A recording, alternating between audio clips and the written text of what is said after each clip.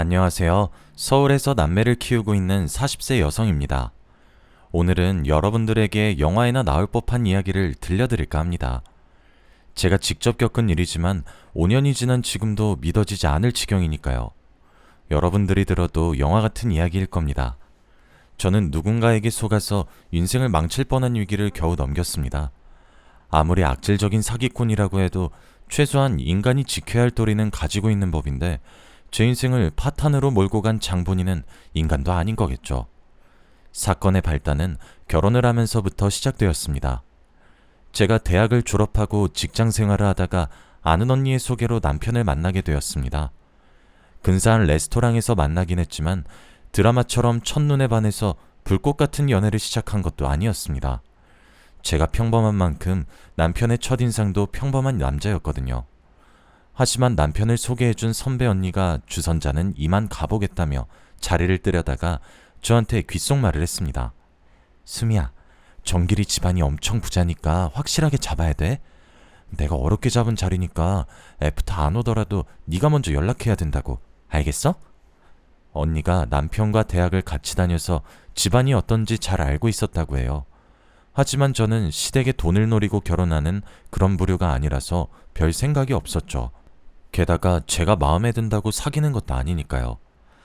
연애든 결혼이든 남녀가 같이 하는 거니까 일단은 남편 마음에 들어야 하는 거라고 생각했습니다. 제가 소탈하게 대하고 부담스럽게 굴지 않아서일까요? 간단하게 식사라고 헤어졌는데 언니가 갑자기 저한테 전화를 걸어오더라고요. 정길이는 네가 마음에 드는 눈치더라? 괜히 여자 자존심 내세우면서 튕기지 말고 만나야 된다? 정길이는 소극적이고 조용한 편이니까 적극적으로 달려들어. 알았지? 언니는 참 뭘 자꾸 달려들래. 내가 달려든다고 남자들이 다 좋아하나? 만나자고 하면 계속 만나긴 할 거야. 솔직히 마음에 안 들진 않거든.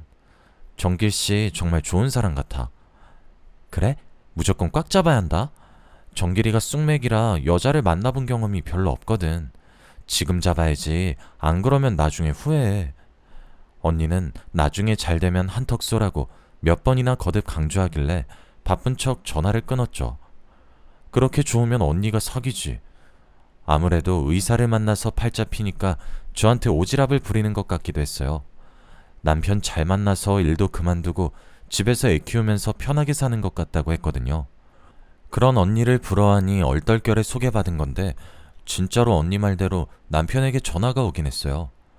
수미씨, 저번엔 즐거우셨나요? 제가 워낙 말주변이 없어서 재밌게 말하지는 못하는데 어떠셨나 모르겠네요.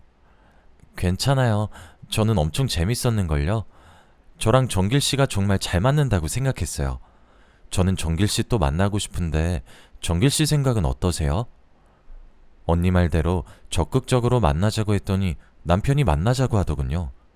그 뒤로 몇 번 만나다 보니 남편이 참 모난 데 없는 게 눈에 보였습니다. 역시 좋은 집안에서 자라서 그런지 무던하고 온화한 성격을 가진 것 같더군요. 그렇게 6개월 정도 데이트를 하다 보니 서로에 대해 알게 되었고 애정도 생기게 되었습니다. 그리고 이 남자라면 같이 살아도 괜찮겠다는 생각도 들었죠.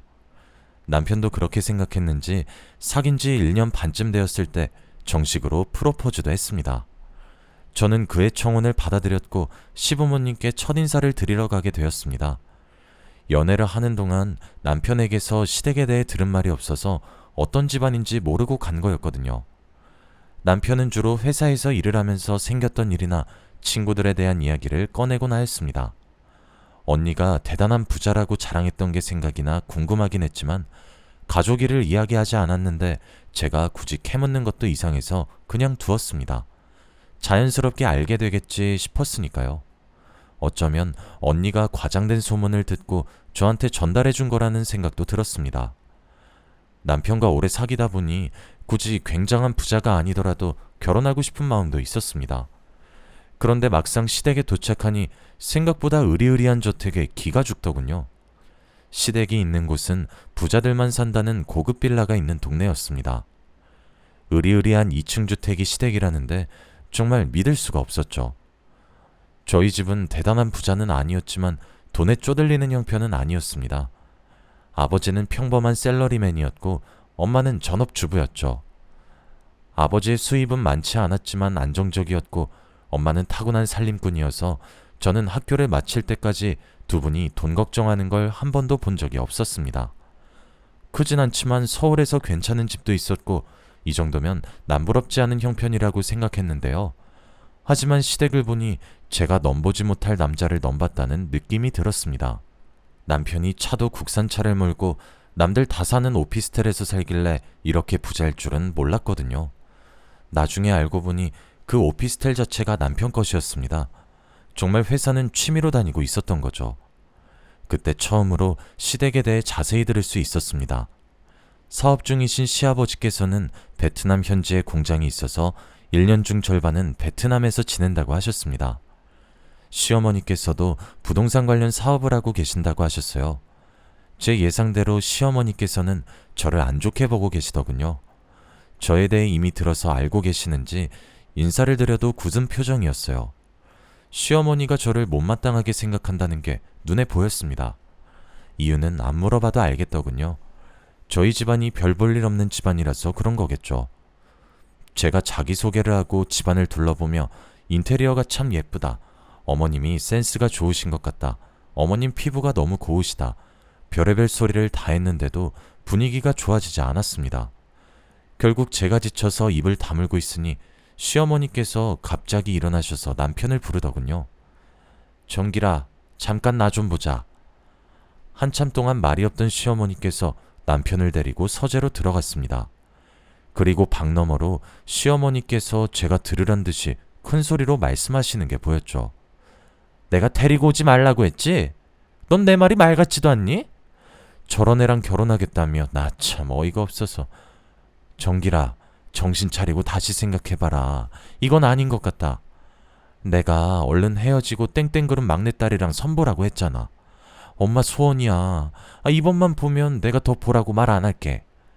엄마, 내가 엄마가 만나보라는 여자들 다 만나보고 이러는 거잖아. 전부 다 잘난 척만 하고 나 엄청 무시했던 거 기억 안 나?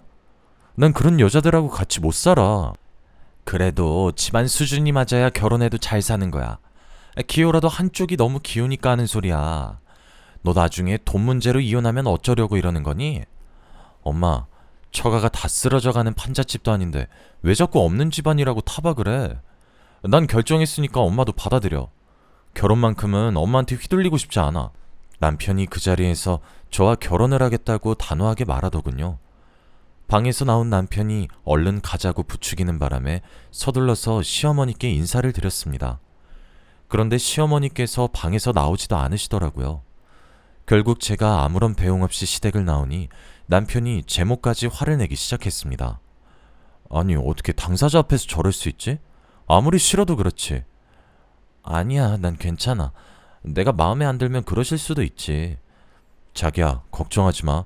자식 이기는 부모 없다고 하잖아. 엄마한테 시간이 필요한 걸 거야. 그러니까 조금만 기다려보자.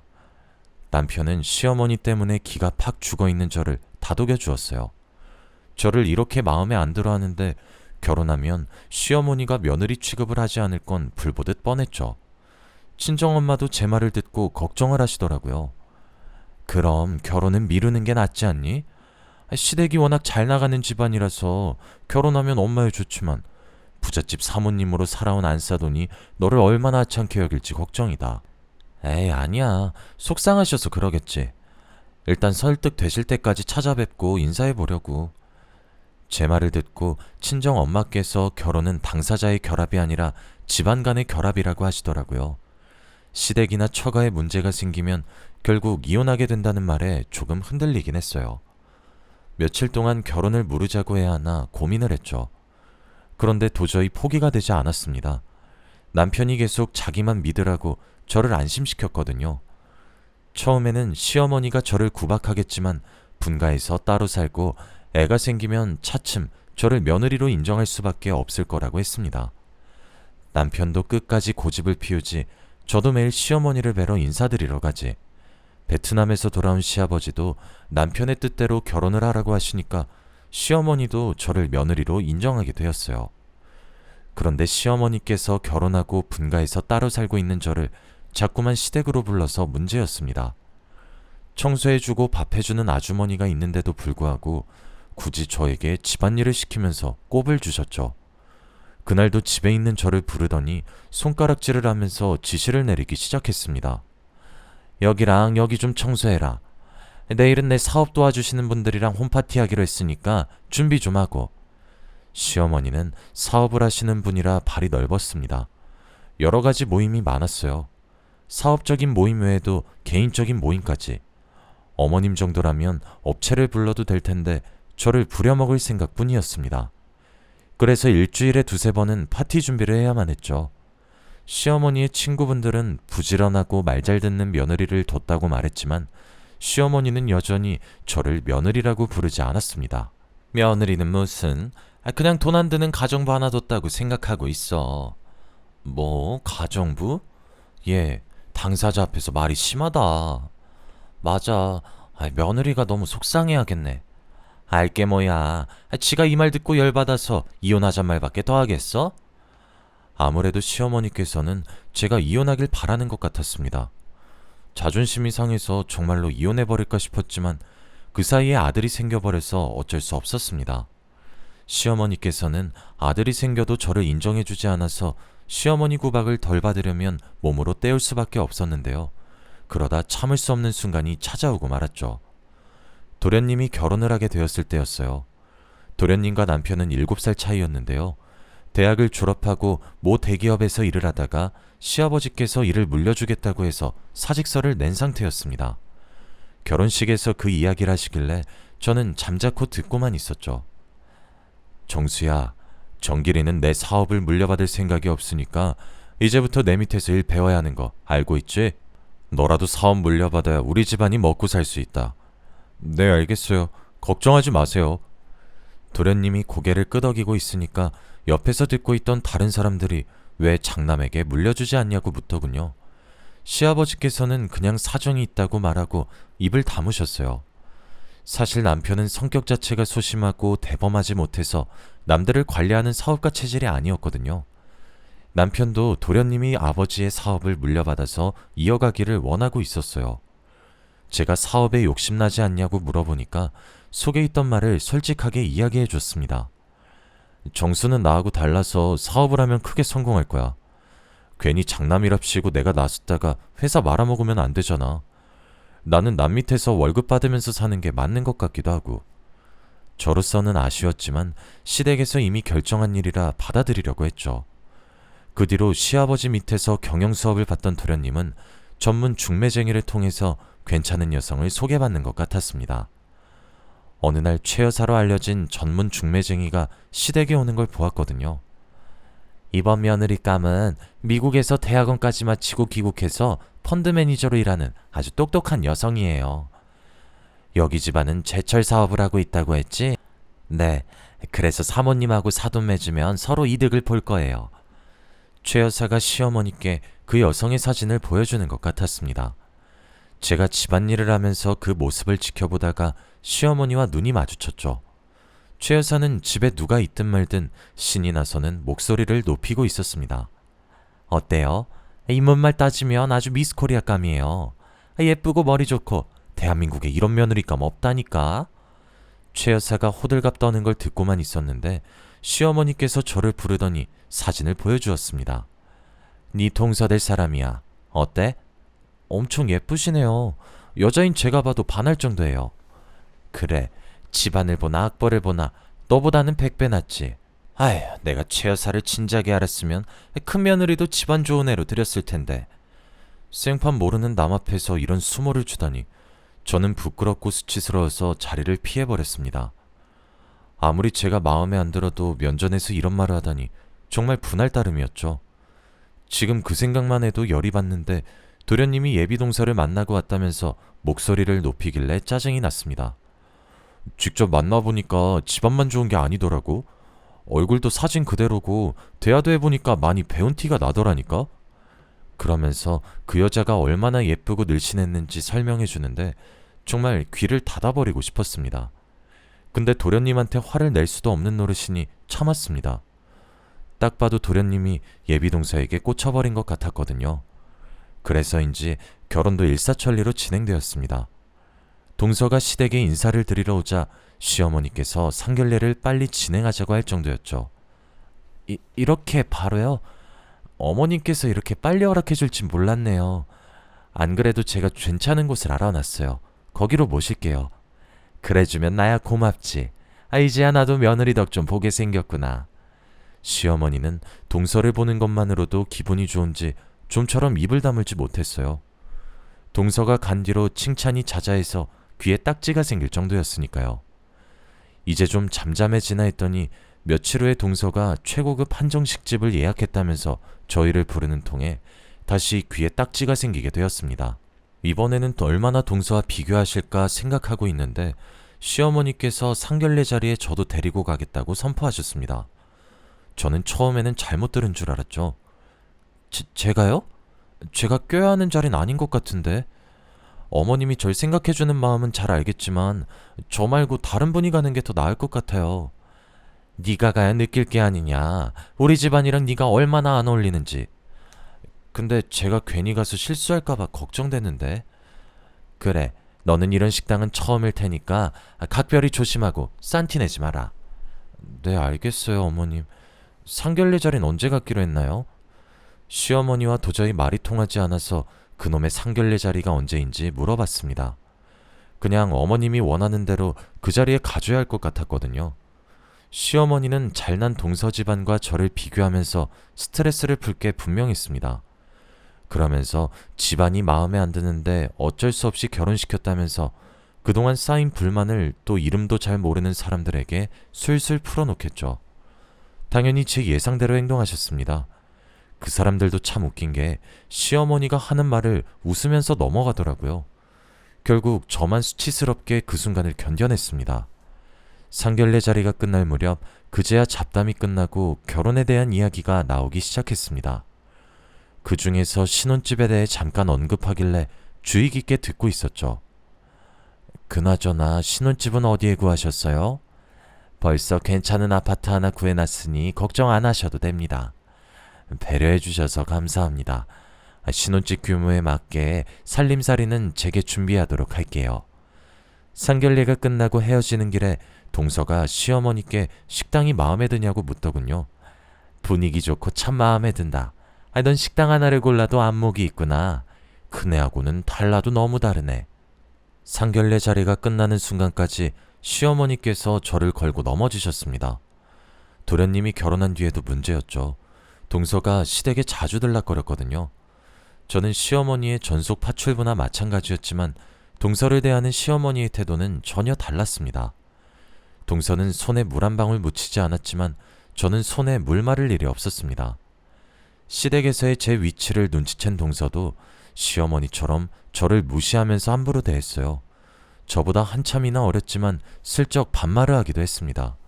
시어머니는 무슨 일이든 돈 많고 잘 나가는 동서 편만 들고 제 말은 듣지도 않았어요.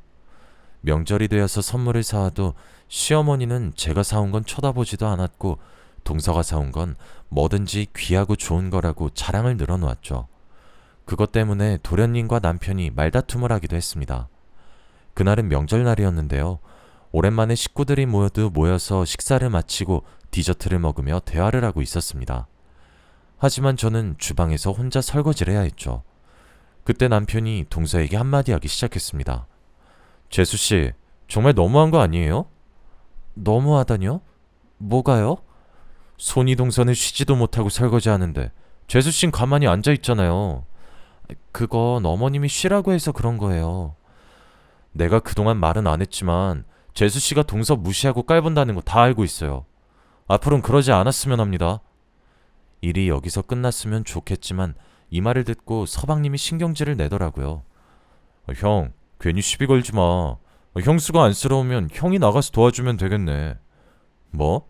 형이 나가서 도와주면 되겠네?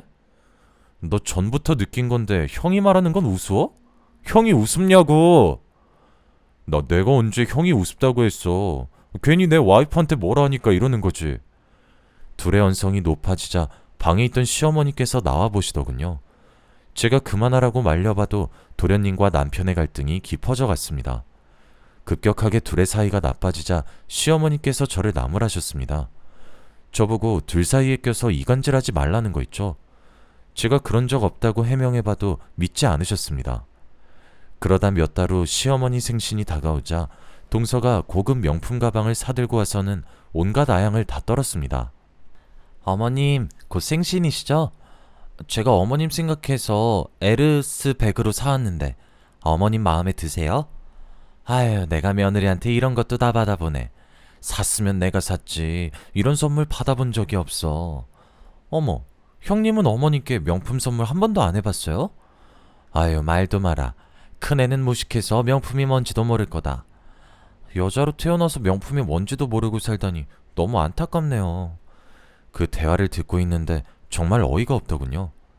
예전 같았으면 어머님과 동서에게 무시당하면 밤에 자꾸 생각나서 잠도 못 잤었는데 이젠 신물이 날 정도로 당해서 아무리 심한 모욕을 줘도 어이없는 웃음으로 넘길 지경이 되었습니다.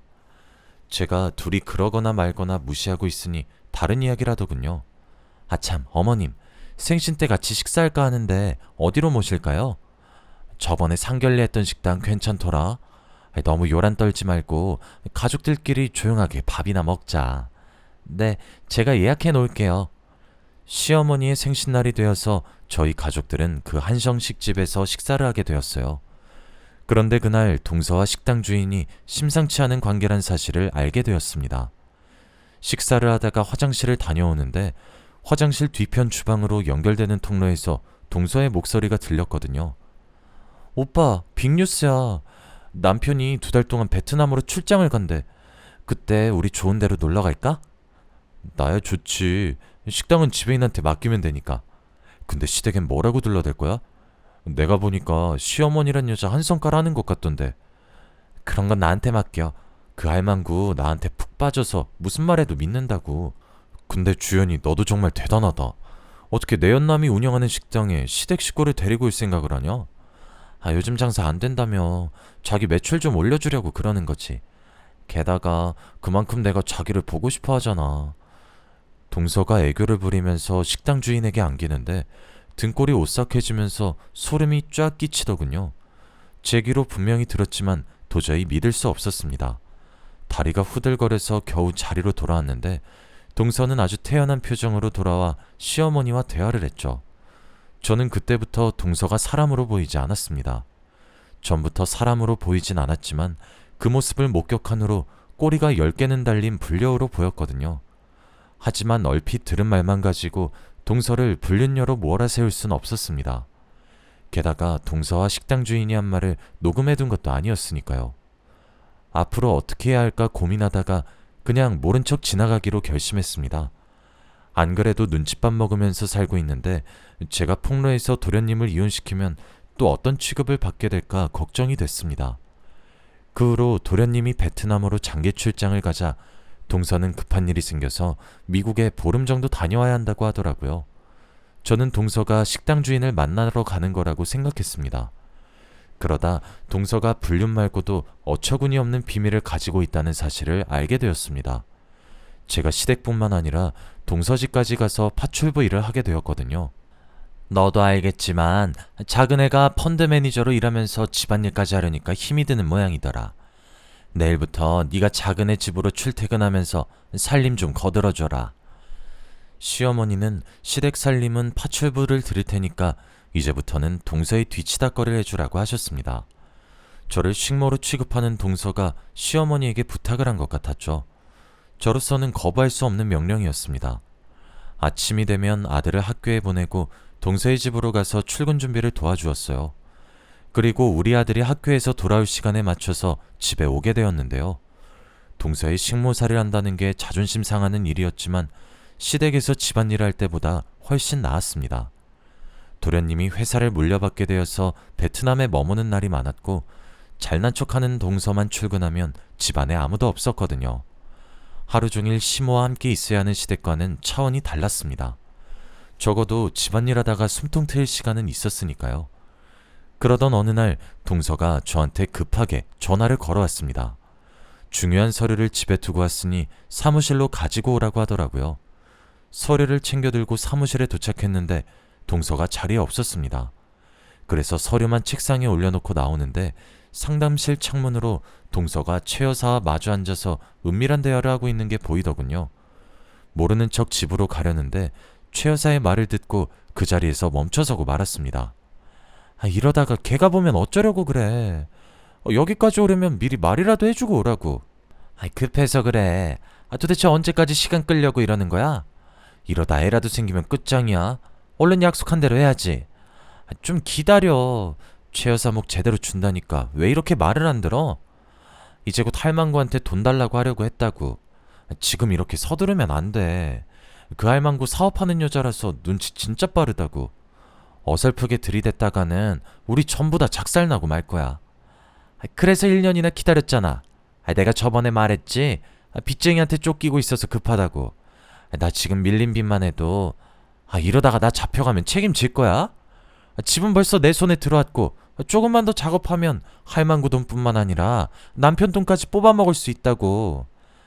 그래, 사기치는 데는 너 따라올 사람 없으니까 믿을게. 그러니까 좀만 더 빨리 작업하자. 나 이러다가 한국 떠야 할지도 몰라. 가만히 몸을 숙이고 최 여사와 동서가 하는 대화를 듣다가 놀라서 소리를 지를 뻔했습니다. 동서가 분명 부잣집 외동딸의 해외 유학파라고 했는데 전부 거짓말이었더군요. 최 여사는 시댁재산을 노리고 계획적으로 동서를 소개했던 겁니다. 상견례장에서 만난 동서의 부모는 대역인 것 같았어요. 명절날에 모인 걸 생각해서 대역을 또 부르자고 이야기하더라고요. 더 끔찍한 일은 동서의 작전이 이미 시작된 것이었습니다. 동서는 서방님을 꼬드겨서 아파트 명의를 자기 앞으로 바꿔놓았어요. 다음 목표로 시어머니를 노리고 있었던 거죠. 제가 동서와 최 여사 눈을 피해 급히 동서의 집으로 돌아왔습니다. 아무리 저를 구박하고 막대해도 시댁이 사기꾼 같은 동서한테 당하는 꼴은 볼 수 없었죠. 시댁이 알거지가 되면 저한테도 피해가 올 테니까요. 우선 동서의 집을 뒤져서 동서가 꾸미는 짓에 대한 증거들을 찾아보았습니다. 하지만 별다른 소득이 없었는데요. 며칠 동안 이걸 어떻게 해야 하나 고민하고 있을 무렵 제가 들었던 대로 동서가 시어머니에게 투자를 하라고 요구하더라고요. 당연히 시어머니께서 웬 투자냐고 물어보셨습니다. 어머님, 저를 펀드 매니저로 키워주신 분이 독립해서 투자회사를 차린다고 하더라고요. 저와 같이 운영하자고 하는데 워낙 이런 계통이 뛰어난 분이라 믿음이 가서 어머님 생각이 났어요. 저를 믿고 그 회사에 투자 한번 해보세요. 네가 회사를 차린다고? 그럼 우리 둘째 며느리 대표님 되는 거냐? 그래, 네가 하는 거면 믿음이 가지. 얼마나 넣으면 되냐? 많이 넣는 만큼 지분을 가지고 가는 거니까 한 10억 정도 넣으시면 적당할 것 같아요. 10억? 알았다. 네 말대로 아마. 동서의 말만 믿고 시어머니는 10억이라는 거액을 투자하려고 하는 것 같았습니다. 그 뒤로 동서는 투자라는 명목으로 시어머니의 재산을 야금야금 빼돌리기 시작했어요. 이러다가 돈이 없어지면 제 남편한테 돈을 달라고 할까봐 시어머니께 동서를 조심하라고 말해보았습니다. 어머님, 동서가 설립한다는 회사 어떤 계획이 있는지는 알아보셔야죠. 펀드 투자라는 게 워낙 위험하잖아요. 네가 펀드 내봤니? 펀드가 뭔진 알고 말하는 거야? 돈도 없는 주제에 동서 샘나서 일어나 본데 내가 하는 일에 참견할 생각하지 말고 네 앞가림이나 잘해. 시어머니가 이런 식으로 귀를 닫아버리니 어쩔 수 없이 직접 나서야 했습니다. 사기꾼 동서에게 계속 속고 있다가는 집안이 거덜날 것 같았으니까요. 그래서 저는 동서의 집안일을 계속해서 도와주면서 몰래 핸드폰 비밀번호를 훔쳐보려고 했습니다. 겨우겨우 비밀번호를 알아내 몰래 핸드폰을 들여다보던 그날 엄청난 사실을 목격하고 말았습니다. 동서의 휴대폰에는 도련님이 베트남 출장을 갔을 때 내연남인 식당 주인과 제주도로 여행을 갔던 사진들이 남아 있었습니다. 사진첩에는 지웠지만 메시지 대화 내용에는 버젓이 올라가 있더군요. 게다가 눈뜨고 볼 수 없는 동영상이 하나 있었습니다. 동서와 내연남이 같이 밤을 보내는 모습이었죠. 기다리고 기다리던 불륜 증거를 손에 쥐게 되자 속으로 쾌재를 불렀습니다. 바로 시어머니께 달려가려고 하다가 다른 방법을 생각해냈죠. 저는 먼저 한정식 집으로 가서 동서의 내연남을 만나러 갔습니다. 제 예상대로 내연남 손에 결혼반지가 껴져 있더군요. 유부남이었는데 뻔뻔하게 유부녀랑 바람을 피다뇨. 제가 영상을 보여주면서 당신이 결혼한 것도 다 알고 있다고 말하자 대번에 얼굴이 굳어졌습니다. 그럼 우리 협상합시다. 제 집사람에게 비밀로 하겠다고 약속하면 그 여자가 어떤 년인지 전부 말해줄게요. 당연히 저는 그 조건을 받아들였습니다. 그리고 동서가 얼마나 쓰레기 같은 여자인지 녹음을 해두었죠. 동서는 대단한 전력을 가진 여자였습니다. 해외 유학은커녕 고등학교 졸업이 최종 학력이었고 학창 시절부터 남자들과 어울려 다니면서 자유분방하게 살았더군요. 성인이 된 뒤에도 반반한 얼굴로 돈 있는 남자들을 유혹하며 재산을 뜯어냈다고 합니다. 식당 주인과는 5년 전에 알바를 하면서 사귀게 되었고 도련님 집안이 좋다는 걸 서빙을 하면서 엿듣게 되었다고 하네요. 가장 충격적인 사실은 식당 주인 말고 다른 내연남이 있었으며 파혼을 2번이나 했다는 것이었습니다. 2번이나 파혼한 것도 동서의 불륜 때문이었겠죠. 동서는 또 다른 물줄을 찾다가 중매쟁이 최 여사와 인연이 닿았고 둘은 식당에서 받은 시댁을 먹잇감으로 정했다고 합니다. 저는 이 모든 걸 녹음해두고 시어머니를 찾아갔는데요. 녹음본을 들은 시어머니 얼굴에서 핏기가 점점 사라져가는 게 보였습니다. 며느리와 식당 주인과의 불륜 동영상까지 보여주니 시어머니께서 손에 잡히는 대로 집어던지며 분노하시기 시작했죠. 이런 발칙한 년 같으니 갈아 마셔도 시원치 않은 년. 절대 용서 못해. 어디야? 그 년 어디 갔어? 네가 앞장서. 당장 가서 내 돈 다 뱉어내라고 할 거니까. 그렇게 시어머니와 제가 동서의 사무실로 달려가게 되었습니다. 그곳에는 동서와 최 여사 그리고 부동산 중개인이 나란히 앉아서 히히덕거리고 있었죠. 웬만큼 돈을 챙긴 동서는 아파트를 팔아치우고 도망칠 작정을 하고 있었습니다. 시어머니께서 둘이 하는 대화를 잠자코 듣고 있다가 갑자기 문을 박차고 소리치셨습니다. 뭐? 아파트를 팔아치워? 이제 너 죽고 나 죽자. 네가 나한테 사기를 치고도 무사할 줄 알았어? 동서와 최 여사가 시어머니를 보자마자 도망을 치려고 했지만 제가 동서의 머리채를 꽉 잡아버렸죠. 이거 놔! 이거 놓으라고! 어딜 도망치려고 들어? 해외 유학파의 갑부집 딸이라고 노예 취급하더니 꼴 좋다? 뭐래 이 가짜는 게? 이거 안 나? 뭐 가짜는 거? 가짜는 건 너지. 대학도 안 나온 가난한 년이 어디서? 제가 참아왔던 분노를 터뜨리면서 동서의 머리채를 잡고 흔들었습니다. 정신을 차려보니 그 모습을 지켜보던 시어머니께서 어쩔 줄 몰라 하면서 겁에 질려 있더군요. 시어머니께서 놀라는 게 당연했습니다. 제가 이러는 걸 처음 보셨을 테니까요. 동서도 이런 제가 무서웠는지 벌벌 떨면서 소리쳤습니다. 제가 가져간 돈은 전부 돌려드릴게요. 그러면 되잖아요. 제발 이것 좀 놔주세요. 돈만 돌려주면 끝날 줄 알아? 어림도 없어. 너 같은 쓰레기는 콩밥 먹어야 돼. 제가 경찰에 신고한 후로 경찰이 올 때까지 동서의 머리채를 붙잡고 있었습니다. 물론 몸으로 문을 막아 최 여사도 도망치지 못하게 했죠. 경찰서로 넘겨진 동서는 이혼을 당하고 위자료를 물어야 했습니다. 그 후로 저는 시어머니께 위임을 받아서 동서와 최 여사를 사기죄로 고발했죠. 동서와 최 여사는 경찰서에서 조사를 받아야 했고 제가 찾아낸 증거만으로 둘 다 구속되어서 재판을 받게 되었습니다. 그 결과 30억에 달하는 금액을 되찾게 되자 시어머니의 태도가 달라졌습니다. 갑자기 저를 보자고 하더니 집으로 부르더니 제 손을 꼭 잡더군요. 얘야, 미안하다. 네가 우리 집안을 살렸구나. 내가 잘못했다. 그동안 모질게 대한 거 용서해다오. 그 모습을 지켜보던 남편이 시어머니를 나무라기도 하였습니다. 엄마, 이렇게 사과하면 끝이야? 앞으로 애들 엄마한테 한 번만 더 함부로 대하거나 무시하면 내가 가만히 안 있을 거야. 그래, 내가 미안해. 내가 앞으로 속죄하며 삼아. 내가 못 사는 집안이라고 너무 무시했어. 네 말대로 집안이다가 아닌데. 그동안의 행동이 부끄러웠는지 시어머니의 얼굴이 발갛게 달아올라 있었습니다.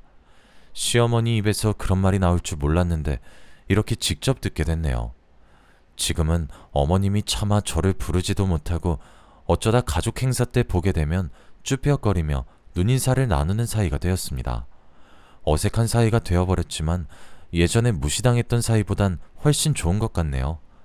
저한테 이런 일이 생길 줄 몰랐는데 지금 생각해봐도 꿈만 같아서 이렇게 사연으로 보내봅니다.